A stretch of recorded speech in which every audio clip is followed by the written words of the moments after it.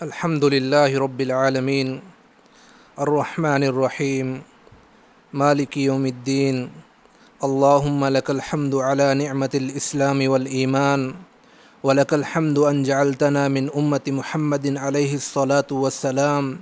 واشہد ان لا الہ الا اللہ وحدہ لا شریک لہ واشہد ان سیدنا محمدا عبدہ ورسولہ اللہم صلی وسلم وبارک علیہ وعلی آلہ وصحبہ ومن تبعہم بإحسان الی یوم الدین اما بعد قال اللہ تبارک وتعالی فی الکلام المجید والفرقان الحمید اعوذ باللہ السمیع العلیم من الشیطان الرجیم بسم اللہ الرحمن الرحیم ان الذين يتلون كتاب الله واقاموا الصلاة وانفقوا مما رزقناهم سرا وعلانية يرجون تجارة لن تبور ليوفيهم اجورهم ويزيدهم من فضله انه غفور شكور وقال الله تعالى في مقام آخر فمن زحزح عن النار وادخل الجنة فقد فاز وما الحياة الدنيا الا متاع الغرور صدق اللہ العظیم۔ انسان کی تخلیق کا مقصد اللہ تعالیٰ نے قرآن مجید میں بیان فرمایا ہے وما خلقت الجن والانس الا لیعبدون، کہ میں نے جنوں اور انسانوں کو صرف اور صرف اپنی عبادت کے لیے پیدا کیا ہے، اپنی بندگی کے لیے پیدا کیا ہے، اپنے سامنے اپنی جبین نیاز کو جھکانے کے لیے پیدا کیا ہے۔ انسان کی تخلیق کا مقصد اللہ تعالیٰ نے واضح طور پر قرآن مجید میں بیان فرما دیا ہے، اور وہ مقصد اللہ تعالیٰ کی بندگی ہے، اس کے سامنے سر تسلیم خم کرنا ہے، اللہ کی رضا کے سامنے جھک جانا ہے، اللہ کے اوامر و نواہی پر عمل پیرا ہونا ہے۔ انسان کی زندگی کا مقصد اس کے سوا اور کچھ نہیں ہے۔ اسی لیے انسان کو چاہیے کہ اپنی زندگی کا ہر لمحہ اللہ تعالیٰ کی بندگی میں گزارے، اللہ تعالیٰ کی اطاعت و فرما برداری میں گزارے، اللہ تعالیٰ کی نازل کردہ شریعت کے مطابق گزارے، اور اس سے روگردانی بالکل بھی نہ کرے۔ اللہ تعالیٰ اپنے بندوں کا تذکرہ فرماتے ہوئے قرآن مجید میں اللہ تعالیٰ اپنے بندوں کا تذکرہ فرماتا ہے کہ ان الذین یتلون کتاب اللہ واقاموا الصلاة وانفقوا مما رزقناهم سرا وعلانیہ، وہ لوگ جو اللہ کی کتاب کی تلاوت کرتے ہیں، واقاموا الصلاة اور نماز کو قائم کرتے ہیں، وانفقوا مما رزقناهم سرا وعلانیہ اور ہمارے دیے ہوئے رزق سے، ہمارے دیے ہوئے سے خرچ کرتے ہیں۔ کس طرح خرچ کرتے ہیں؟ سرا وعلانیہ، خفیہ طور پر بھی اور ظاہری طور پر بھی خرچ کرتے ہیں۔ کس لیے خرچ کرتے ہیں؟ ان الذین یتلون کتاب اللہ واقاموا الصلاة وانفقوا مما رزقناهم سرا وعلانیہ یرجون تجارة لن تبور لیوفیہم اجورہم ویزیدہم من فضلہ انہ غفور شکور۔ اللہ کے بندے اللہ تعالیٰ کے کلام کی تلاوت کرتے ہیں، اللہ تعالیٰ کے کلام کی تلاوت کرتے ہیں، نماز کو قائم کرتے ہیں، اور اسی طرح وہ اللہ کے دیے ہوئے مال سے خرچ کرتے ہیں، خفیہ طور پر اور ظاہری طور پر۔ اس لیے خرچ کرتے ہیں تاکہ وہ ایسی تجارت چاہتے ہیں، ایسی تجارت جو کبھی خسارے میں نہیں جائے گی،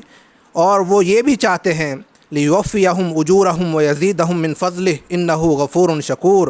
کہ اللہ تعالیٰ ان کو پورا اجر عطا فرمائے اور ان کو مزید بھی عطا فرمائے اپنے فضل میں سے۔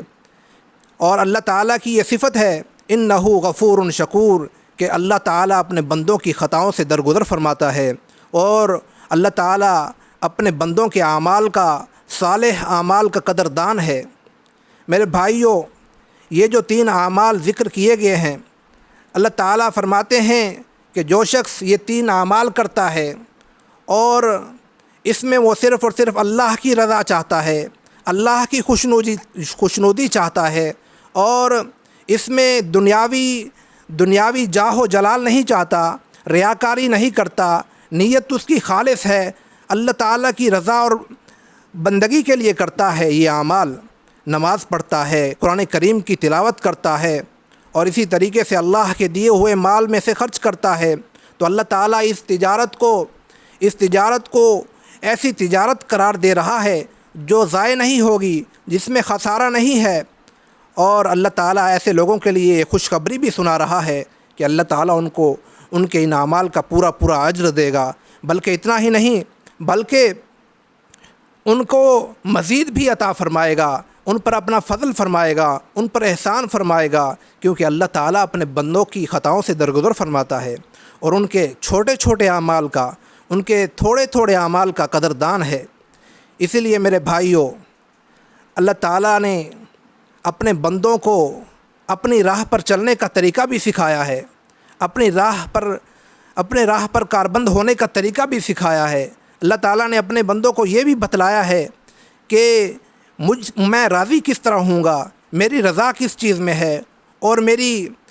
ناراضی کس چیز میں ہے۔ تو اللہ کی رضا کے حصول کے یہ 3 کام ہیں جو آپ کے سامنے عرض کیے گئے ہیں۔ پہلا کام یہ ہے کہ قرآن مجید کی تلاوت کی جائے، کہ قرآن مجید کی تلاوت یہ فوز و فلاح ہے اور کامرانی کا باعث ہے، کیونکہ اللہ تعالیٰ نے قرآن مجید کو اس لیے اتارا ہے کہ اس کو سمجھا جائے، اس کے مطابق زندگی گزاری جائے۔ یہ دستور حیات ہے، یہ زندگی گزارنے کا طریقہ ہے، اس میں بیان کر دیا گیا ہے۔ اور اللہ تعالیٰ فرماتے ہیں ان ھذا القرآن یہدی للتی ہی اقوم، یہ قرآن مجید ایسی راہ کی طرف رہنمائی کرتا ہے جو بہت ہی سیدھی ہے۔ وَيُبَشِّرُ الْمُؤْمِنِينَ الَّذِينَ يَعْمَلُونَ الصَّالِحَاتِ أَنَّ لَهُمْ أَجْرًا كَبِيرًا، اور ایسے مومنوں کو جو نیک اعمال کرتے ہیں اجر کبیر کی خوشخبری دیتا ہے یہ قرآن مجید۔ تو میرے بھائیوں، جو قرآن مجید کی تلاوت کرتا ہے اس کے لیے اجر کبیر بھی ہے، اور وہ سیدھی راہ پر بھی چلنے کی قوت حاصل کر لیتا ہے، کیونکہ قرآن مجید میں سیدھی راہ کی طرف رہنمائی کی گئی ہے۔ اور قرآن مجید پڑھنے کی فضیلت یہ بھی ہے کہ اللہ تعالیٰ اس کے ایک حرف پر اجر عطا فرماتا ہے، ایک حرف پر اجر عطا فرماتا ہے۔ نبی کریم صلی اللہ علیہ وسلم نے فرمایا من قرأ حرفا من کتاب اللہ فلہ بہ حسنہ، جس نے کتاب اللہ میں سے ایک حرف پڑھا اس کے لیے ایک نیکی ہے، اور ایک نیکی 10 گنا تک بڑھتی ہے۔ اور نبی کریم صلی اللہ علیہ وسلم نے فرمایا میں نہیں کہتا کہ الف لام میم ایک حرف ہے، بلکہ میں کہتا ہوں الف حرف و لام حرف و میم حرف، الف بھی ایک حرف ہے، لام بھی ایک حرف ہے، اور میم بھی ایک حرف ہے۔ تو میرے بھائیوں، قرآن مجید کی تلاوت سے اسے اگر سمجھ کر بھی نہ پڑھا جائے تو اتنا اجر ہے، اتنی نیکیاں ہیں، لیکن اس کا بنیادی مقصد یہ ہے کہ قرآن مجید کو سمجھ کر پڑھا جائے، اس کا فہم حاصل کیا جائے، اس میں تدبر کیا جائے، کیونکہ قرآن مجید کے نزول کے مقاصد میں سے ایک مقصد اس کو سمجھ کر پڑھنا ہے، اور اسی لیے ہماری کامیابی کا دار و مدار انہی چیزوں پر ہے۔ باقی رہا دنیاوی امور، تو دنیاوی امور جو ہے ہمیں وہ بقدر ضرورت سر انجام دینے چاہیے۔ دنیا کو اپنا اوڑھنا بچھونا نہیں بنانا چاہیے، کیونکہ قرآن مجید میں آتا ہے فَمَنْ زُحْزِحَ عَنِ النَّارِ وَأُدْخِلَ الْجَنَّةَ فَقَدْ فَازَ وَمَا الْحَيَاةُ الدُّنْيَا إِلَّا مَتَاعُ الْغُرُورِ، کہ جو شخص جہنم کی آگ سے بچا لیا گیا، جنت میں داخل کر دیا گیا، یہی شخص کامیاب ہے۔ وَمَا الْحَيَاةُ الدُّنْيَا إِلَّا مَتَاعُ الْغُرُورِ، دنیا کی زندگی تو محض دھوکے کا سامان ہے۔ اور نبی کریم صلی اللہ علیہ وسلم نے اپنے صحابی حضرت عبداللہ ابن عمر رضی اللہ تعالی عنہ کو نصیحت فرمائی کن فی الدنیا کأنک غریب و عابر سبیل، دنیا میں ایسے رہو جس طرح ایک پردیسی ہوتا ہے یا پھر کوئی راہ سے گزرنے والا شخص ہوتا ہے، کہ یہ دونوں مسافر اور پردیسی شخص اپنے سفر کے دوران آنے والی چیزوں میں دلچسپی نہیں رکھتے، بلکہ ان کی دلچسپی کا محور، ان کی دلچسپی کا جو مدار ہوتا ہے وہ ان کی منزل ہوتی ہے جس پر وہ پہنچنا چاہتے ہیں۔ اسی لیے انسان کو بھی چاہیے، مسلمان کو بھی چاہیے، ایک اللہ کی بندگی کرنے والے کو بھی چاہیے کہ وہ اپنی زندگی کے مقصد کو نہ بھولے۔ اس کی زندگی کا مقصد جنت کا حصول ہے، جہنم سے چھٹکارا پانا ہے، یہی اس کی زندگی کا مقصد ہے، یہی اس کی کامیابی ہے، یہی اس کی کامرانی ہے۔ اس کے سوا دنیا کی تمام کامیابیاں ہیچ ہیں۔ اس لیے اللہ تعالیٰ سے دعا ہے کہ اللہ تعالیٰ ہمیں نیک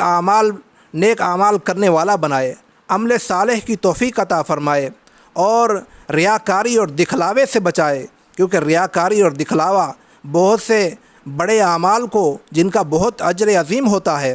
ان کو غارت کر دیتا ہے، یہ ریاکاری کا شبہ۔ اسی لیے اللہ تعالیٰ سے دعا ہے کہ اللہ ہمیں ریاکاری سے بچائے، اللہ تعالیٰ ہمیں نیک اور صالح اعمال کرنے کی توفیق عطا فرمائے، لقمہ حرام سے بچائے کہ لقمہ حرام بھی انسان کے اعمال کو غارت کرنے کا سبب ہے، حلال رزق عطا فرمائے۔ اور اسی طریقے سے ایک حدیث ذہن میں آ رہی ہے، نبی کریم صلی اللہ علیہ وسلم نے فرمایا، من کانت الآخرۃ ہمہ، جس شخص کا مقصد حیات آخرت ہو، جعل اللہ غناہ فی قلبہ، اللہ تعالیٰ اس کے دل میں استغنا پیدا فرما دیتا ہے، اس کے دل کو دنیا کی رنگینیوں سے بے پرواہ کر دیتا ہے۔ جعل اللہ غناہ فی قلبہ وجمع لہ شملہ، اور اس کو دل جمی عطا کرتا ہے۔ واتتہ الدنیا وہی راغمہ، اور دنیا اس کے پاس ذلیل ہو کر آتی ہے۔ اور فرمایا کہ ومن کانت الدنیا ہمہ، اور جس شخص کا مقصود زندگی دنیا ہو، دنیا کا حصول ہو، دنیا کا جاہ و جلال ہو، تو اللہ تعالیٰ کیا کرتا ہے اس کے ساتھ؟ جعل اللہ فقرہ بین عینی، اللہ تعالیٰ اس کے فقر کو اس کی پیشانی کے اوپر لکھ دیتا ہے۔ وجمع وفرق علیہ شملہ، اور اس کے معاملات کو بکھیر دیتا ہے، اس کو دل جمی حاصل نہیں رہتی۔ ولم یأتہ من الدنیا الا ما قدر لہ، اور اس کے پاس دنیا صرف اس قدر ہی آتی ہے جو اس کی تقدیر میں لکھی گئی ہے، جو اس کے لیے لکھ دی گئی ہے۔ ملنی تو وہی ہے، چاہے وہ اس کے لیے تگ و دو کرے یا نہ کرے، ملے گی وہی۔ وہ دنیا کے لیے مر مٹے، دنیا کے لیے اپنی سارے اعصاب، اپنی ساری قوتیں صرف کر دے، اسے ملے گا وہی جو اللہ نے اس کی تقدیر میں لکھ دیا ہے۔ تو اس لیے انسان کو چاہیے کہ وہ دنیا رہبانیت اختیار نہ کرے، لیکن اس کا اپنے مقصود زندگی کو مت بھولے، اور وہ آخرت ہے۔ وَأَقُولُ قَوْلِي هَذَا وَأَسْتَغْفِرُ اللَّهَ لِي وَلَكُمْ وَلِسَائِرِ الْمُسْلِمِينَ وصلی اللہ تعالی علی خیر خلقہ محمد وآلہ وصحبہ اجمعین برحمتک یا ارحم الراحمین۔